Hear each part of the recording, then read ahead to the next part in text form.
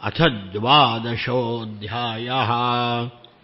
ऋषिरुवाच एवं जिहासुर्नृपदेहभाजौ मृत्युं वरं विजयान्मन्यमानः शूलं प्रगृह्याभ्यपतत् सुरेन्द्रं यथा महापुरुषं कैटभोस्तु। शुकाचार्य परीक्षित राजाला वृत्रासुराची कथा सांगतायत। हे राजा, वृत्रासूर रणभूमीवर आपला शरीराचा त्याग करू इच्छित होता। दोनच पुरुष सूर्यमंडलाला भेदून जातात, एक रणांगणामध्ये समोरासमोर युद्ध करून मरणारे आणि एक योगी। त्याला विजयाहून सुद्धा मृत्यू श्रेष्ठ वाटत होता। म्हणून कैटभासूर जसा भगवान विष्णूवर धावला, तसा वृत्रासूर सुद्धा त्रिशूळ घेऊन इंद्रावर तुटून पडला। त्रिशूळ त्याने फिरवला आणि वेगाने इंद्रावर फेकला। म्हणाला, नीच इंद्रा, आता मर। तो त्रिशूळ गरगर गरगर गरगर फिरत फिरत इंद्राकडे येत होता। मग इंद्राने वासुकी नागासारख्या असलेल्या त्रिशूळाबरोबरच वृत्रासुराचा विशाल बाहू आपल्या वज्राने तोडून टाकला। एक हात तुटल्यावर वृत्रासुराला अतिशय राग आला। त्यांनी इंद्राजवळ जाऊन त्याच्या हनवटीवर आणि ऐरावतावर परिघाने आघात केला। तो आघात इतका जोरात होता की इंद्राच्या हातातून वज्र खाली पडलं। वृत्रासुराचा अलौकिक पराक्रम पाहून देव, असुर, चारण, सिद्ध सगळेजण वृत्रासुराची प्रशंसा करू लागले। देव मात्र इंद्रावर आलेलं संकट पाहून मोठ्यांदा आक्रोश करू लागले। ते वज्र इंद्राच्या हातून वृत्रासुराजवळ जाऊन पडलं होतं। इंद्र लज्जित झाला आणि त्याने ते वज्र उचललं। निशस्त्र असलेल्या इंद्रावर वृत्रासुराने प्रहार केला नाही। वृत्रासुर म्हणाला, इंद्रा, ते वज्र घे आणि शत्रूला मारून टाक। अरे, भगवानच या जगाची उत्पत्ती, स्थिती आणि प्रलय करतो। युद्धामध्ये नेहमी विजय मिळतोच असं नाही। सर्व लोक भगवंताच्या आणि काळाच्या अधीन आहेत। तो काळच जय पराजयाचं कारण आहे। पण अज्ञानी मनुष्य काळाला न मानल्यामुळे जड शरीराला सर्वाचं कारण मानतो। इंद्रा, लाकडाच्या बाहुल्या जशा सूत्रधाराच्या स्वाधीन असतात, तसं सर्व जग आणि प्राणी भगवंताच्या अधीन आहेत। विश्वाची उत्पत्ती करायला कोणीही भगवंताशिवाय समर्थ नाही। त्यांच्याकडूनच निर्मिती आणि संहार होतो। युद्धामध्ये यश, अपयश, जय, पराजय, दुःख, सुख यामध्ये सर्व परिस्थिती माणसाने समभावाने राहावं। इंद्रा, तू माझा हात तोडून टाकलेला आहे, शस्त्र तोडून टाकलेलं आहे, तरी मी तुझ्याशी लढाई करतो आहे। इंद्रा, युद्ध हा एक जुगार आहे। त्यात प्राणाची बाजी लावावी लागते, बाणाचे फासे टाकावे लागतात, वाहने हा पट आहे। यामध्ये कोणाचा विजय होईल काही सांगता येत नाही। बलाढ्य सैन्याचा सुद्धा पराभव होतो। पानिपतच्या युद्धामध्ये आपलं मराठ्यांचं सैन्य अहमदशाह अब्दालीपेक्षा सर्व बाजूनी सरस होतं। तरी पराभव झाला. याच्या उलट सिंहगडच्या लढाईमध्ये उदयभानूचं सैन्य आपल्यापेक्षा बलवान होतं, तरी जय झाला. अफजलखानाच्या वेळी अफजलखानाचं सैन्य शिवाजी महाराजांपेक्षा जास्त होतं, तरी जय झाला आपला. जय आणि विजय काळाच्या अधीन आहे. तेव्हा वृत्रासुराने हे भाषण केल्यावर इंद्राने त्याची प्रशंसा केली. खरा तू भक्त आहेस म्हणाले. दानवराजा तू सिद्धपुरुष आहेस. मृत्यूच्या वेळी तुला अशी बुद्धी झाली, खरोखर तुझं कौतुक आहे, विलक्षण आहे. तू भगवंताचा खरा अनन्य भक्त आहेस. तुझा आसुरी स्वभाव सोडून मरणाच्या वेळेला तू साधू पुरुष झालेला आहेस. खरं आश्चर्याची गोष्ट आहे. ज्याची भगवंताच्या ठिकाणी भक्ती असते त्याला क्षुद्र भोगाची पर्वा नसते. अशा प्रकारे इंद्र आणि वृत्रासूर एकमेकाशी संवाद करीत युद्ध करू लागले.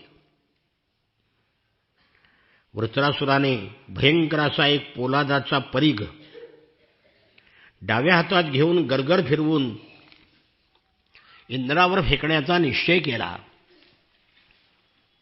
पण इंद्राने वृत्रासुराचा तो परीघ आणि त्याचा लांब हात आपल्या वज्राने तोडून टाकला. आता दोन्ही हात तुटले.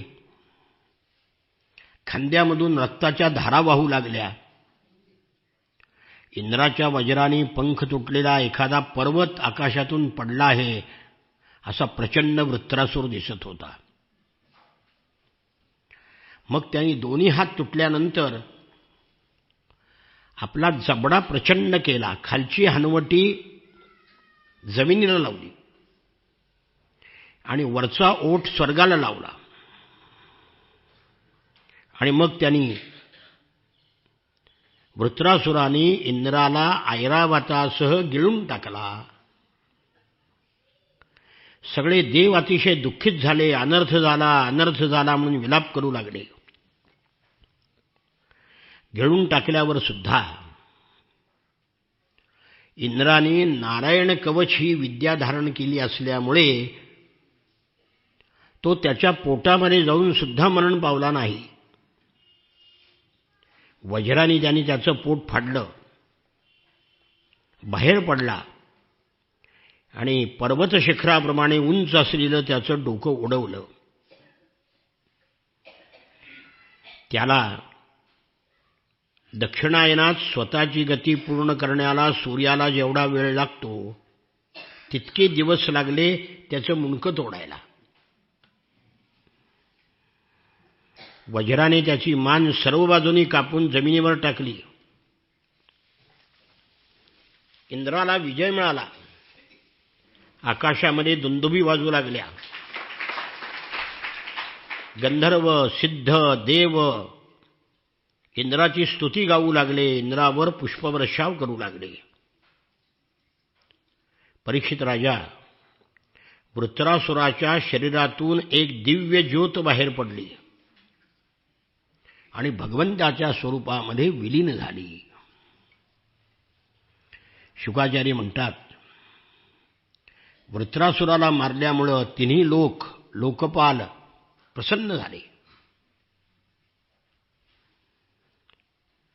फक्त इंद्र मात्र अतिशय दुःखी झाला. राजाने विचारलं, मुनिवर्य, त्रैलोक्य आनंदित झालं वृत्रासुराच्या हत्येनं, इंद्राला दुःख का वाटलं? त्या शुकदेव म्हणाले, वृत्रासुराच्या पराक्रमाने देव ऋषी भयभीत झाले होते. त्यांनी इंद्राला प्रार्थना केली होती, वृत्रासुराला मारा. परंतु इंद्र घाबरत होता, कारण वृत्रासूर हा ब्राह्मण होता, यज्ञातून निर्माण झालेला होता ना. म्हणून ब्रह्महत्या घडेल म्हणून इंद्र त्याला मारायला घाबरत होता. इंद्र म्हणाला, पहिल्यांदा मी एक ब्राह्मण मारला विश्वरूप, त्या ब्रह्महत्येचं पातक स्त्री, पृथ्वी, जल आणि वृक्षांनी वाटून घेतलं. आता वृत्रासुराला मारलेलं पातक, त्यातून माझी सुटका कशी होणार? ते ऐकून ऋषी म्हणाले, देवराजा, तुझं कल्याण असो. हे पाप नष्ट करण्याकरता तुझ्याकडून आम्ही अश्वमेध यज्ञ करून घेऊ. अश्वमेध यज्ञ केल्यावर जगाचा नाश केला तरी सुद्धा त्या पापापासून तू मुक्त होशील. भगवंताच्या नामसंकीर्तनाने ब्राह्मण, पिता, गाय, माता, आचार्य यांची हत्या करणारा महापापी, कुत्र्याचे मांस खाणारे चांडाळ आणि कसाई सुद्धा शुद्ध होऊन जातात. अश्वमेध नावाच्या महायज्ञानी आम्ही तुझ्याकडून अनुष्ठान करवतो. त्यामुळे ब्रह्मदेवापर्यंत जगाच्या हत्येच्या पातकापासून तू मुक्त होशील. मग या दुष्टाच्या हत्येपासून तू मुक्त होशील यात नवल काय? शुकदेव म्हणाले, ब्राह्मणांनी असं सांगितल्यावर इंद्राने वृत्रासुराचा वध केला होता. पण वृत्रासुराला मारल्यावर ती ब्रह्महत्या स्त्रीच्या रूपाने त्याच्या जवळ आली. त्याला क्षणभर चैन पडेना. पाहिलं की ती ब्रह्महत्या चांडाळणीच्या स्वरूपामध्ये त्याच्या मागे लागली. ती अत्यंत म्हातारी होती. तिचं अंग कापत होतं. क्षयरोगाने तिला ग्रासलं होतं. वस्त्र रक्ताने माखली होती. पांढरे केस विस्कटलेले होते.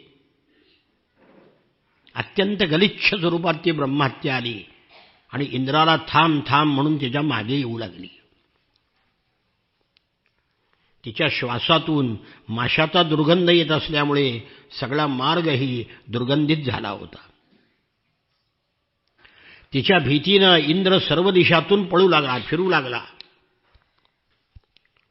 पण ती ब्रह्महत्या त्याच्या पाठीमागे लागलेली काही त्याला सोडेना. आणि मग तो ईशान्य दिशेला गेला आणि मानस सरोवरामध्ये त्याने प्रवेश केला. मानस सरोवराच्या कमळाच्या तंतूमध्ये सूक्ष्म रूपाने लपून राहिला. 1000 वर्षे तिथे राहिला. विचार करायला लागला, ब्रह्महत्येच्या पातकातून सुटका कशी होईल? अग्नीच्या मुखातून भोजन करीत असल्यामुळे व पाण्यामध्ये राहत असल्यामुळे त्याला काही खायलाही मिळत नव्हतं, कारण अग्नीला पाण्यात जाता येत नव्हतं. मग तोपर्यंत इंद्राचा कारभार कोणी सांभाळला? त्रैलोक्याचा. नहुष राजा इंद्र झाला. माणसं सुद्धा आपल्या विद्या, तपश्चर्या, योगबळाच्या प्रभावाने इंद्र बनतात. बलिराजा इंद्र बनला होता. नहुष राजा इंद्र बनला होता.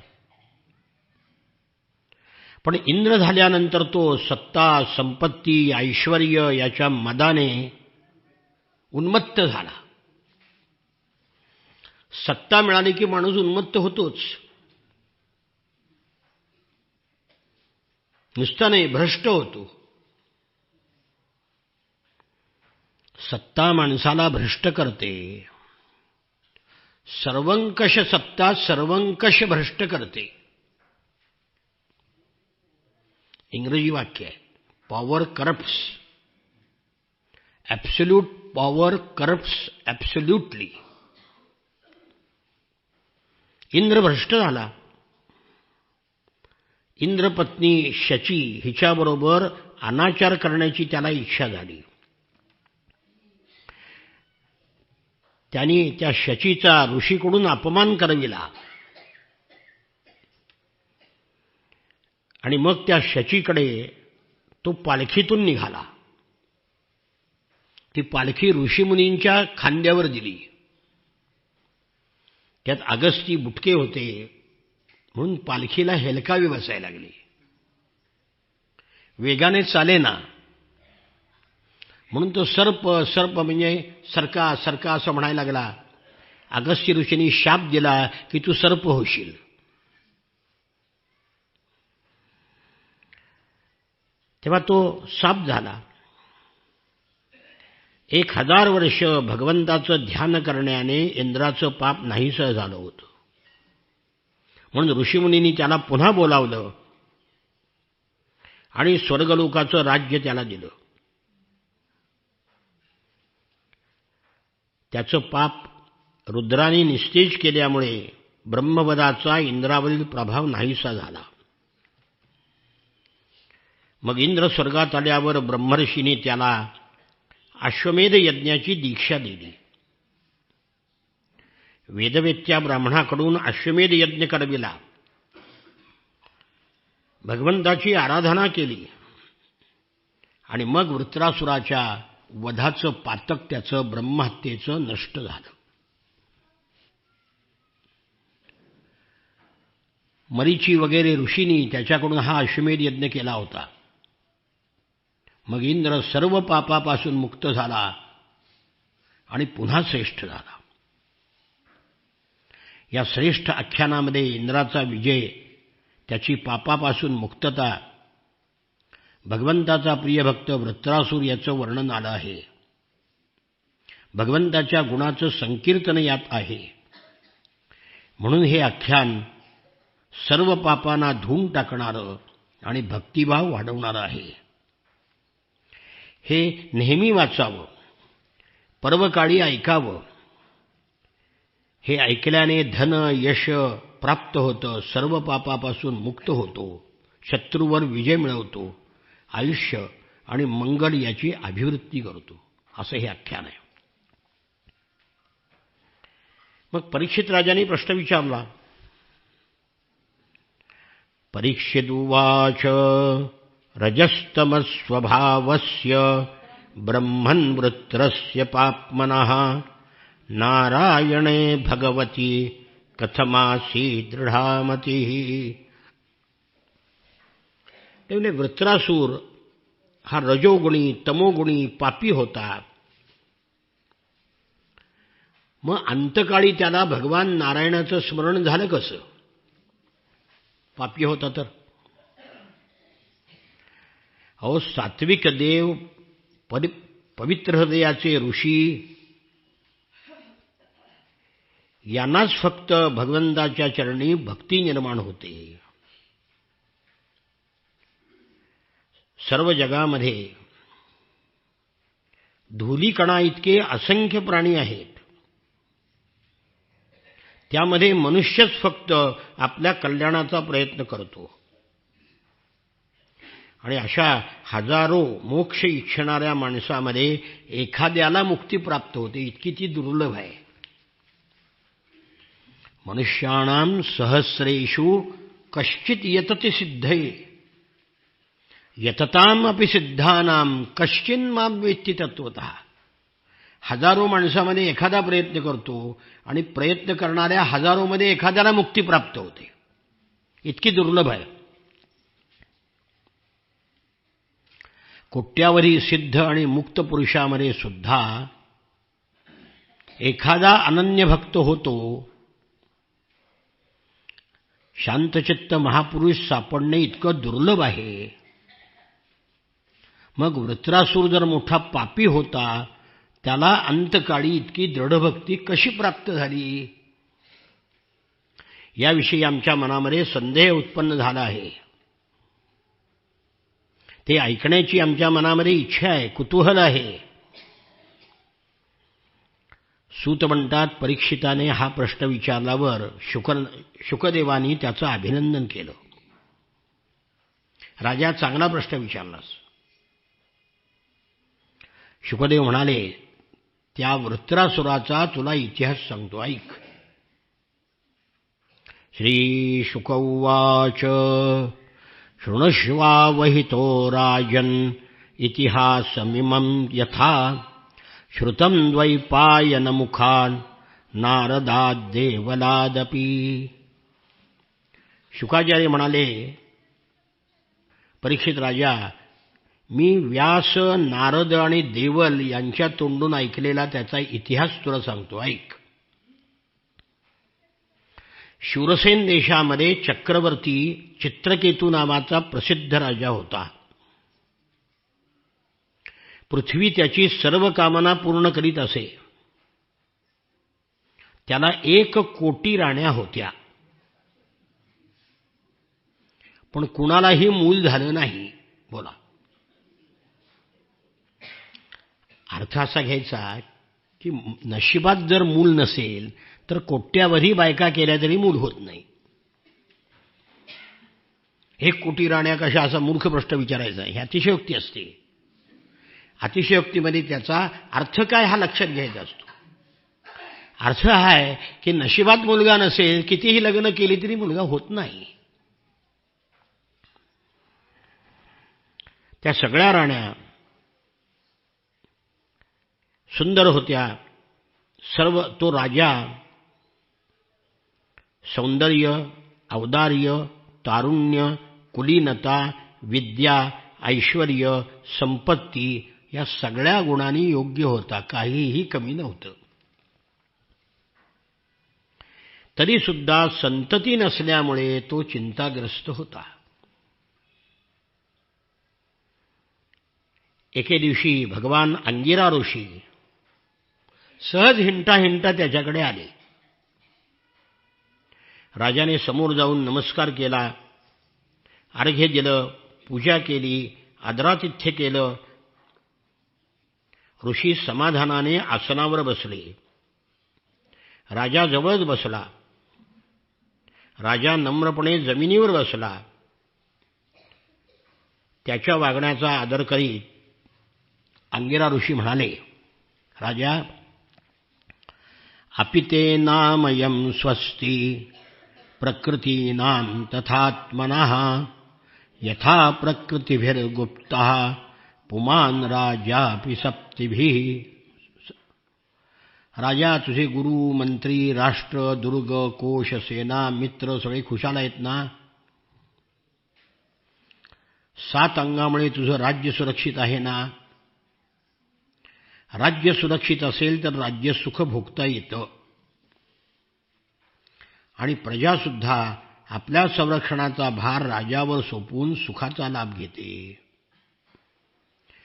राजा, सगळ्या राण्या, प्रजा, मंत्री, सेवक, व्यापारी, अमात्य, ग्रामवासी, मांडिक राजे, पुत्र तुझ्या ताब्यात आहेत ना? राजा, ज्याचं मन आपल्या ताब्यात असतं त्याला सर्व जग वश होतं. पण असं वाटतंय तुझ्या तोंडावरून मला राजा की तुला कसली तरी चिंता आहे. तुझ्या असंतोषाचं कारण काय? तुझ्या असंतोषाला कारण दुसरा कोणी आहे का स्वतःच आहेस? तुला कोणती चिंता आहे? इतकं सगळं विचारल्यावर चित्रकेतू म्हणाला, भगवन् किं न विदितं तपोज्ञान समाधिभिः योगिनां ध्वस्त पापानां बहिरन्तः शरीरिषु. अंगिरा ऋषीला चित्रकेतू राजा म्हणाला, भगवन, तपश्चर्या, ज्ञान, धारणा, ध्यान, समाधी हे सगळं केल्यामुळे माझी सगळी पापं नष्ट झालेली आहेत. आपल्याला माझ्या मनामध्ये काय आहे हे तुम्हाला माहिती आहे. तरी सुद्धा आपण मला हे विचारित आहात. ही आपली आज्ञा समजतो आणि तुम्हाला सांगतो. लोकपालांनी सुद्धा इच्छा करावी असं साम्राज्य, ऐश्वर्य आणि संपत्ती मला प्राप्त झाली आहे. लोकपालैरपि प्रार्थ्याः साम्राज्यैश्वर्य संपदः न नन्दयन्त्यप्रजं मां क्षत्रुत्काममिवापरे. सगळं आहे माझ्यापाशी, पण अप्रजा, मी निस्संतान आहे. मला मूळ बाळ नाही.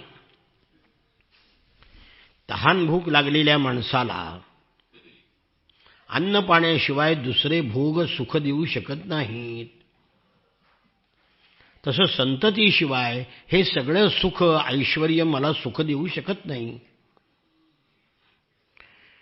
म्हणून मला या नरकापासून वाचवा.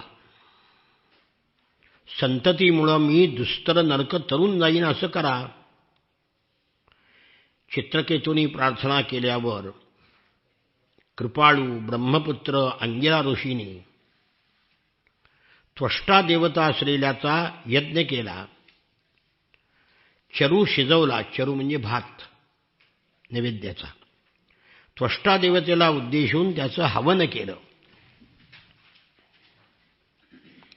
आणि मग म्हणाले, परीक्षिता, राजा चित्रकेतूच्या राण्यामध्ये सर्वात ज्येष्ठ सद्गुण संपन्न अशी महाराणी जी होती कृतद्युती, तिला हा यज्ञाचा प्रसाद म्हणजे भात जो होता तो दिला चरू. आणि चित्रकेतूला म्हणाले, राजा, तुला एक पुत्र होईल. तो तुला आनंदही देईल आणि शोकही देईल. एवढं सांगून निघून गेले. त्या कृत्तिकेनं आपल्या गर्भामध्ये अग्निकुमाराला धारण केलं. तिला गर्भ राहिला. कृतद्युतीचा गर्भ शुक्ल पक्षातील चंद्राप्रमाणे वाढू लागला. योग्य काळी एका पुत्राचा जन्म झाला. त्या शूरसेन देशातील सगळी प्रजा अतिशय आनंदित झाली. ब्राह्मणाकडून स्वस्तिवाचन केलं, आशीर्वाद घेतला. सोनं, चांदी, वस्त्र, अलंकार, गायी सगळं दान केलं. पुत्राच्या जन्माच्या वेळी सगळ्यांच्या इच्छा पूर्ण केल्या. लोकांनी मागेल त्या वस्तू त्यांना दिल्या. मोठ्या कष्टाने झालेल्या पुत्राविषयी चित्रकेतू राजाला दिवसेंदिवस प्रेम वाटायला लागलं, वाढायला लागलं. माता कृतद्युती सुद्धा आपल्या पुत्राविषयी अत्यंत तिच्यावर प्रेम करणारी झाली. पण इतर सवतींना मात्र द्वेष उत्पन्न झाला. दररोज बाळाचे लाड करणाऱ्या चित्रकेतूचे त्या बाळावर, कृतद्युतीवर जितकं प्रेम होतं तितकं इतर राण्यावर राहिलं नाही. त्या राण्या संतान नसल्यामुळं दुःखी होत्या. आणि आता एका सवतीलाच संतान झालं म्हणून तिचा मत्सराने द्वेष करायला लागल्या, स्वतःचा धिक्कार करायला लागल्या. त्या आपसात म्हणायला लागल्या, धिक्प्रजां स्त्रियं पापां पत्युश्चा ग्रहसम्मतान् सुप्रजाभिः सपत्नैभिर्दासीमिव निरस्कृताम्.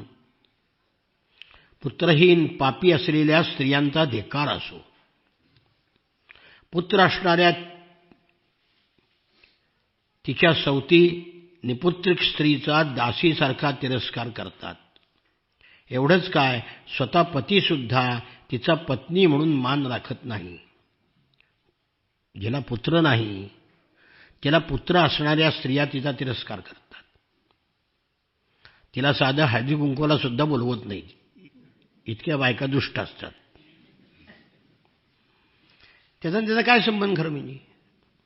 एखाद्याला मूल नसेल मग तिचा द्वेष करायचा, अपमान करायचा, योग्य नाही ते. दासी मूल जिला नाही त्या दासीना काय दुःख आहे हे माहिती आहे का? आम्ही अभागिनी कृतद्युतीपेक्षा हलक्या प्रतीच्या होऊ लागला आहोत. म्हणून त्या राण्या सगळ्या जळू लागल्या. राजासुद्धा त्या सगळ्या राण्यांच्या बाबतीत उदासीन झाला होता. आणि कृतद्युतीला मुलगा झाला म्हणून तिच्याविषयी जास्त प्रेम त्याला वाटू लागलं. बाकीच्या राण्या द्वेष करायला लागल्या, मत्सर करू लागल्या. द्वेषामुळं त्यांची सद्बुद्धी नाहीशी झाली. अंतःकरणामध्ये क्रूरता निर्माण झाली.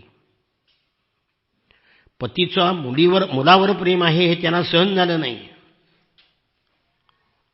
आणि विवेक भ्रष्ट झाला. त्या सवतीने त्या राजपुत्राला विष दिलं.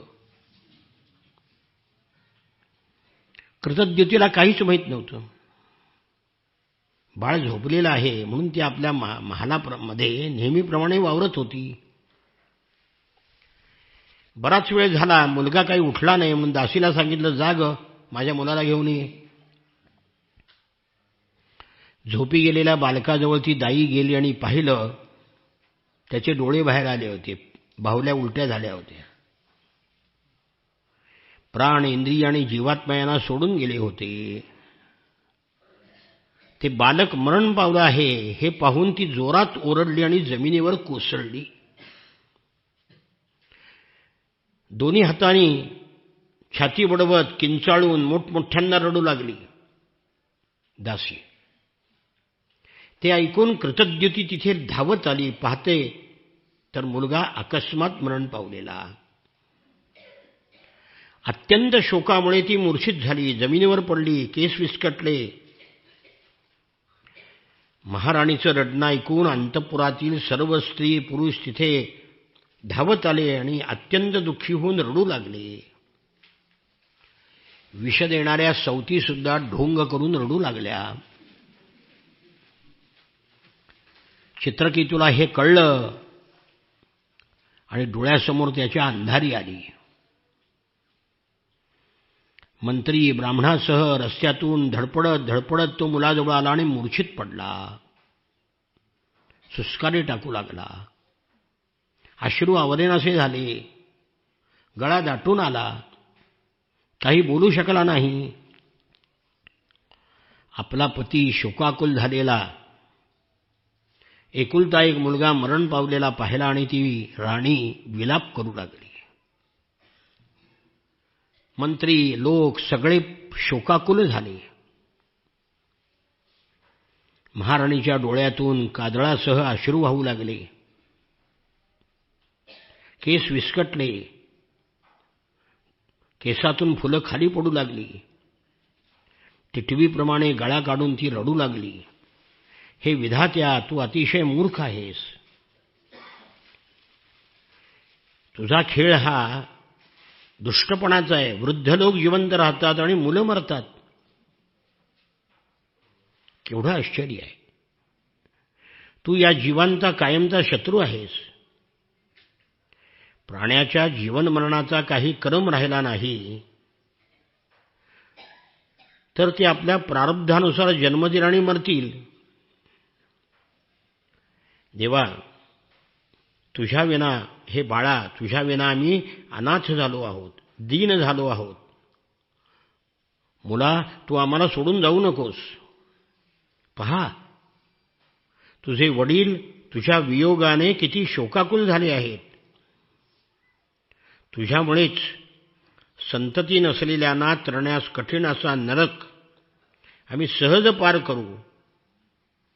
अरे, तू या निर्दय यमाबरोबर दूर जाऊ नकोस. माझ्या लाडक्या राजकुमारा, उठ. तुझे बालमित्र तुला खेळायला बोलावतायत. तुला झोपून पुष्कळ वेळ झाला आहे. तुला भूक लागली असेल, काहीतरी खा, दूध पी. आम्हा नातलगांचा शोक दूर कर. माझ्या लाडक्या, तुझ्या चेहऱ्यावरचं भोळं भाबडं हास्य, तुझं ते आनंदानं पाहणं मला दिसत नाही आहे. तुझे गोड बोबडे बोल ऐकू येत नाहीयेत. निष्ठुर यम तुला परलोकामध्ये घेऊन गेला आहे, जेथून कोणीच परत येत नाही. शुकाचार्य म्हणतात, राणी आपल्या मृतपुत्राकरता निरनिराळ्या प्रकारे विलाप करत होय. हे पाहून चित्रकेतू पीडित होऊन ओक्साबोक्सी रडू लागला. बरोबरचे स्त्री पुरुषही रडू लागले. सर्व नगर शोकाने संतप्त झालं. चित्रकेतू पुत्रशोकाने बेशुद्ध पडला. त्याची समजूत घालणारा कोणीही नाही असं पाहून शोकतप्त असलेल्या राजाची समजूत घालण्याकरता नारद आणि अंगिरा ऋषी तिथे आले. शुकाचार्य म्हणाले, चित्रकेतू राजा शोकग्रस्त होऊन मुलाच्या प्रेताजवळ मेल्यासारखा पडून होता. महर्षी अंगिरा आणि देवर्षी नारद त्याला समजावू लागले. ते म्हणाले, ओयम स्यात् तव राजेंद्र भवान यमनुषोचति त्वं चास्य कथमसृष्टौ पुरेदानीमतः परम. राजा, ज्याच्यासाठी तू इतका शोक करीत आहेस तो बालक या आणि या अगोदरच्या जन्मात तुझा कोण होता? तू त्याचा कोण आहेस? पुढच्या जन्मी सुद्धा त्याचा तुझा काय संबंध राहणार आहे? अरे, पाण्याच्या वेगाने वाळूचे कण एकत्र येतात आणि पुन्हा लाट आली की वेगवेगळे होतात. प्रवाहामध्ये, काळाच्या प्रवाहामध्ये प्राणी एकमेकाशी जोडले जातात आणि मृत्यूने वेगळे होतात. काही बीजापासून दुसरी बीजे उत्पन्न होतात आणि नष्ट होतात. तसं भगवंताच्या मायेनं प्राण्यापासून अन्य प्राणी उत्पन्न होतात आणि नष्ट होतात. राजा, तू काय, जगामध्ये जेवढे प्राणी आहेत ते जन्मापूर्वी नव्हते आणि मृत्यूनंतरही राहणार नाहीत. सध्या सुद्धा त्याचा आपला काही संबंध नाही. जन्ममृत्यूरहित असे भगवान मुले खेळणी तयार करतात आणि खेळ झाल्यावर मोडून टाकतात. तसं ईश्वर प्राण्याची निर्मिती करतो आणि त्यांचा संहारही करतो. एका बीजापासून दुसरे बीज निर्माण होते. तसे मातापित्याच्या देहापासून पुत्राचा देह उत्पन्न होतो. पण घटामध्ये जशी माती नित्य आहे तसा देहामध्ये आत्मा नित्य आहे. तो कुठे गेलाय? एकाच मातीरूप वस्तूमध्ये घटत्व इत्यादी, घट आणि व्यक्ती याचा भेद काल्पनिक आहे. माती सत्य आहे, घट सत्य नाही. तसं आत्मा सत्य आहे, देह म्हणजे घट आहे, तो सत्य नाही. तेव्हा शोक करू नकोस. मुलाचा देह पाहिजे तर देह इथं पडलेला आहे, घे. मुलगा म्हणजे देह नव्हे, आत्मा. तो निघून गेलाय, विश्वात्मा म्हणजे लीन झालाय. जेव्हा अंगिरा ऋषी आणि नारद यांनी त्याला असा उपदेश केला तेव्हा राजाने आपले डोळे पुसले आणि म्हणाला, कौयुवाम ज्ञान संपन्नौ महिष्ठौ च महीयसाम अवधूतेन वेशेण गूढाविह समागतौ. राजा म्हणतो, आपण दोघेही ज्ञानी आणि श्रेष्ठ आहात. अवधूत वेशामध्ये आला आहात. आपण कोण आहोत? आता नारद आला आणि अवधूत ब्रह्मर्षी असलेल्या ऋषीलाही त्याने ओळखलं नाही, अंगिरा ऋषीला. का? शोकाने त्याची बुद्धी विचलित झाली होती म्हणून ओळखलं नाही.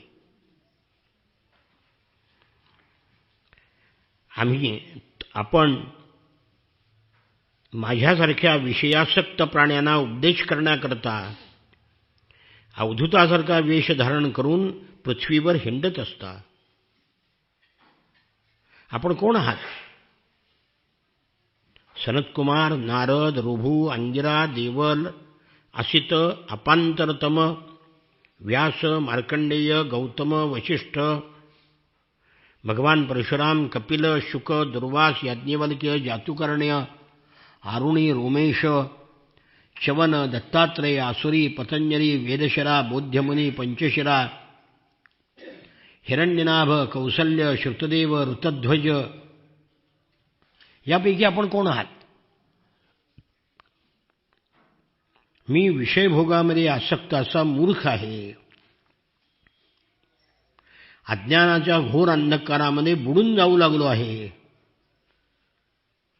आपण मला ज्ञानाच्या प्रकाशात आणावे. तेव्हा अंगिरा ऋषी म्हणाले, अंगिरा उवाच अहंते पुत्रकामस्य पुत्रदोऽस्म्यंगिरानप एष ब्रह्मसुतः साक्षान् नारदो भगवान ऋषिः. राजा, मी अंगिरा ऋषी आहे, तुला पुत्र देणारा. तू पुत्रासाठी आसुसलेला होतास, म्हणून मीच तुला पुत्र दिला. माझ्याजवळ आहेत ते ब्रह्मदेवाचे पुत्र देवर्षी नारद आहेत. चित्रकेतू राजा, पुत्र शोकामुळे तू अतिशय अज्ञान अंधकारामध्ये बुडून जातो आहेस असं मी पाहिलं आणि विचार केला की तू भगवंताचा भक्त आहेस. तुला शोक होणं योग्य नाही, म्हणून तुझ्यावर अनुग्रह करण्याकरता आम्ही आलो आहोत. जो भगवंताचा आणि ब्राह्मणाचा भक्त असतो त्याला शोक होणं योग्य नव्हे. ज्यावेळी प्रथम मी तुझ्या घरी आलो होतो त्यावेळी मी तुला ज्ञानाचा उपदेश केला होता की अरे पुत्र हा असला काय आणि नसला काय, फरक काय पडतो. पण तुझ्या आग्रहाखातर उत्कट इच्छा पुत्राची असल्यामुळे मी तुला पुत्र दिला. आता कळलं का राजा? पुत्र असणाराला काय दुःख होतं कळलं का? अनुभव आला का? अरे स्त्री, धन, घर, ऐश्वर्य, संपत्ती, राज्यवैभव, पृथ्वी, राज्य, सेना, खजिना, सेवक, अमात्य, सगळे सोयरे, इष्टमित्र हे सगळे अनित्य आहेत, दुःख देणारे आहेत. आता तुला स्वतःला पुत्र असणाऱ्या माणसांना किती दुःख होत असते याचा अनुभव आला ना.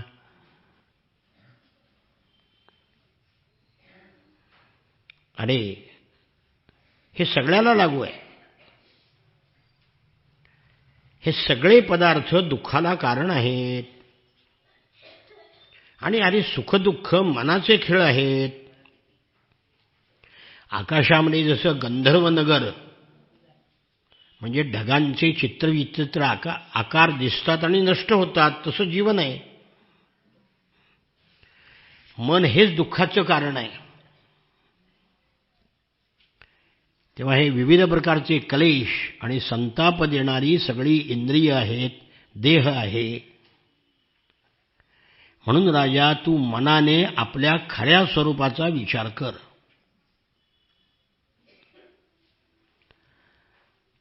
द्वैताविषयी नित्यत्वाचा म्हणजे जग नित्य आहे हा विश्वास सोडून दे. जग अनित्य आहे, क्षणभंगूर आहे. नारद म्हणाले,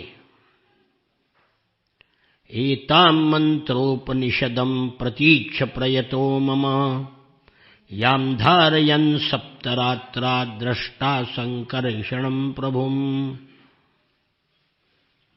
नारद म्हणाले, माझ्यापासून तुला मंत्रोपनिषद देतो ते एकाग्र चित्ताने ग्रहण कर. या मंत्राने 7 दिवस जप केल्यावर तुला भगवान संकर्षणाचे दर्शन होईल. हे नरेंद्रा, प्राचीन काळी भगवान शंकर इत्यादींनी श्री शंकर्षण देवाचा आश्रय घेतला होता. मग त्यांचा द्वैतभ्रम दूर झाला. ज्याच्यापेक्षा अधिक काही नाही, ज्याच्या समानही काही नाही, अशा महिम्याला ते प्राप्त झाले. म्हणून हे संकर्षण देवाचा मंत्र तुला सांगतो, तो तू धारण कर. शुकदेव म्हणाले, परीक्षित राजा, तरी सुद्धा चित्रकेतूचा शोक जाईना. मग त्याचा शोक जाण्याकरता एक युक्ती केली. त्या मृत राजकुमाराला त्यांनी उठवलं. आपल्या योग सामर्थ्याने त्याला उठवलं. तो उठून बसल्यावर जीवात्मा, राजा त्याला म्हणाला, आनंदित झाला. नारद म्हणाले, हे जीवात्मा, तुझा अकाली मृत्यू झालेला आहे. तू आता उरलेलं आयुष्य भोग. राजसिंहासनावर बस. आपल्या पित्याच्या ऐश्वर्याचा उपभोग घे. तेव्हा जीवात्मा म्हणाला, कोण हे? कर्मानुसार मी दुसऱ्या योनीमध्ये भटकत असताना हे कोणत्या जन्मातली माझी आई, कोणत्या जन्मातले बाप, कोणत्या जन्मातले नातेवाईक, अनेक जन्माच्या चक्रामध्ये मी फिरलो ना, कोणत्या जन्मातले आई वडील आहेत. झालं. निरनिराळ्या जन्मामध्ये सर्वांचे भाऊबंध, नातलग, शत्रू, मित्र, मध्यस्थ, तटस्थ, द्वेष करणारे असतात. त्यापैकी हे कोण? 84 लक्ष योनीमध्ये 84 लक्ष आई वडील झाले की त्यातले कोण? सोनं जसं खरेदी विक्री होणाऱ्या वस्तू सोन्याच्या एका व्यापाऱ्याकडून दुसऱ्या व्यापाऱ्याकडे जातात, सोनं तेच असतं, हात वेगळे असतात. तसं जीव निरनिराळ्या योनीमध्ये जातात आणि येतात. नित्य असणाऱ्या पदार्थांचा संबंध सुद्धा मनुष्याबरोबर कायमचा नसतो. जोपर्यंत ज्याचा ज्या वस्तूशी संबंध असतो तोपर्यंतच त्या वस्तूबद्दल ममता असते. जीव हा कायमचा आणि अहंकाररहित आहे. तो गर्भामध्ये येऊन जोपर्यंत या शरीरामध्ये राहतो तोपर्यंत शरीर आपलं आहे असं समजतो. पण मूळ जीव आहे नित्य, अविनाशी, सूक्ष्म. तो विश्वाच्या रूपामध्ये प्रकट असतो. हा जो जीवात्मा आहे त्याला प्रिय कोणी नाही, अप्रिय कोणी नाही. त्याला आपला कोणी नाही, परका कोणी नाही. तो एकटाच साक्षी आहे. तो तटस्थ आहे. तो शरीराधिकाचे गुणदोष घेत नाही. किंवा तुम्ही माझे कोणी नाहीत, मी तुमचा कोणी नाही असं म्हणून निघून गेला. राजाची डोळे खाडकन उघडली.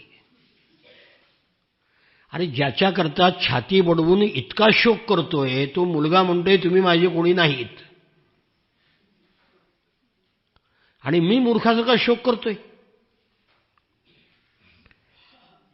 श्री शुक उवाच इत्युदीर्य गतो जीवो ज्ञातयस्तस्य ते तदा विस्मिता मुमुचुशोकं छित्त्वात्मस्नेहशृंखलाम्. एवढं बोलून तो जीवात्मा निघून गेला. तेव्हा सगळे आश्चर्यचकित झाले आणि सगळ्या आईवडिलांनी, बांधवांनी हे जे स्नेहबंधन होतं ते तोडून टाकलं. शोकही तोडून टाकला. आणि मग सगळ्यांनी मिळून त्या मृतदेहाची और्ध्वदेहिक क्रिया केली. ज्याच्यामुळं शोक, मोह, भय, दुःखाची प्राप्ती होते तो स्नेह तोडून दिला. मग ज्या राण्याने बाळाला मारलं होतं त्या बालहत्या केल्यामुळे लज्जित झाल्या, निस्तेज झाल्या. अंगिरा ऋषीचा उपदेश आठवून त्यांनी मत्सर सोडला. यमुनेच्या काठावर जाऊन ब्राह्मणाच्या आदेशाप्रमाणे बालहत्येचं प्रायश्चित्त घेतलं. चित्रकेतू राजा ऋषीच्या उपदेशामुळे त्याची विवेकबुद्धी जागृत झाली. तळ्यातील चिखलातून जसा हत्ती बाहेर यावा तसा चित्रकेतू घर दाररूप अंधाऱ्या विहिरीतून बाहेर आला, अज्ञानातून बाहेर आला. यमुना नदीमध्ये स्नान केलं. त्या मुलाला जे काही करायचं त्या सगळ्या धार्मिक क्रिया, तर्पण वगैरे केलं. इंद्रियांना जिंकलं, मौनव्रत धारण केलं आणि ब्रह्मपुत्रांना म्हणजे अंगिरा ऋषीला आणि नारदाला वंदन केलं. तो चित्रगुप्त जितेंद्रिय आहे, भगवत भक्त आहे, शरणागत आहे, हे बघून नारदाने त्याला या विद्येचा उपदेश केला. विद्यामेताम उवाच, ही विद्या सांगितली पुढे 28 श्लोकापासून. ओम नमस्तुभ्यं भगवते वासुदेवाय धीमहि प्रद्युम्नाय निरुद्धाय नमः संकर्षणाय च. भगवान वासुदेव, प्रद्युम्न, अनिरुद्ध आणि संकर्षण हा चतुर्व्यूह धारण करणाऱ्या आपल्याला नमस्कार असो.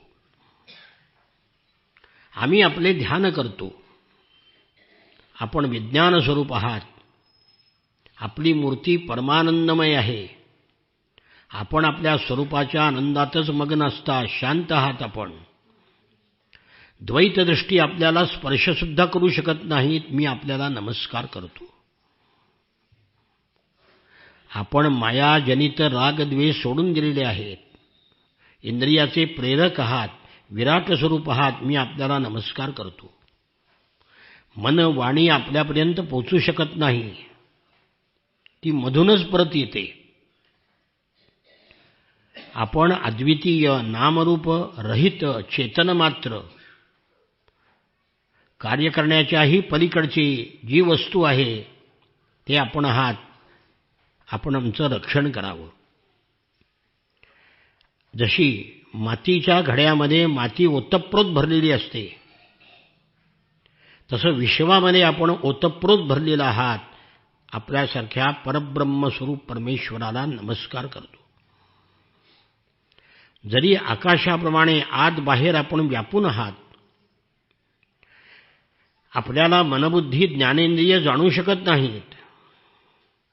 प्राण आणि कर्मेंद्रिय आपल्या क्रियारूप शक्तीने आपल्याला स्पर्शसुद्धा करू शकत नाहीत. त्या आपल्याला नमस्कार असो. अशा तऱ्हेनं प्रार्थना केली. शरीर, इंद्रिय, प्राण, मन, बुद्धी त्यामध्ये आपल्या चैतन्याचा अंश आल्यावर ते काम करतात. आपण द्रष्टा आहात. जागृती, सुषुप्ती, जागृती आणि निद्रा यामध्ये आपण तिन्ही अवस्थेमध्ये आहात. म्हणून आपल्याला नमस्कार असो.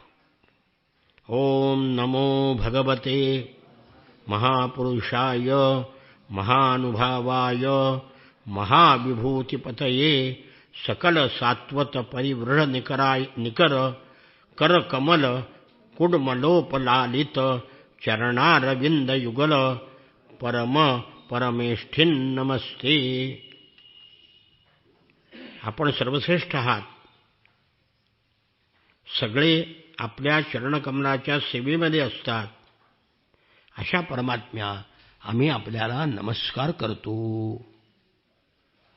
अशा रीतीनं ओम नमस्तुभ्यम हा मंत्र नारदानी चित्रकेतूला सांगितलं आणि त्या विद्येचा उपदेश करून अंगिरा ऋषी आणि महर्षी नारद निघून गेले. आणि मग त्यांच्या आज्ञेनुसार त्या मंत्राचा 7 दिवस त्यांनी एकाग्र मनाने जप केला आणि त्याला विद्याधराचं आधिपत्य प्राप्त झालं.